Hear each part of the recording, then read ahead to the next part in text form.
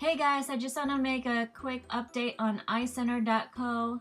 You know, I've been vouching for them since March of 2018, but lately they've been going under maintenance since October, first week of October, because they introduced a cryptocurrency of their own called i.cash, and since then everything just went downhill.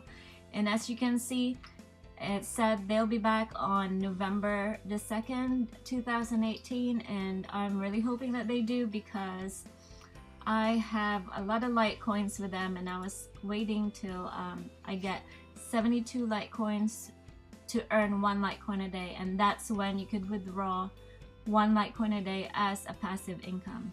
So right now I have 0.1, that's the minimum, and I can just reinvest it. And the bot seems to be working. Like, you could still reinvest and everything, but you cannot withdraw or deposit, which is where the main problem is right now. Yeah, so hopefully they'll come back on November the 2nd, and I'll update you guys again at that time to see if they ran away or not. Alright, bye, have a good day.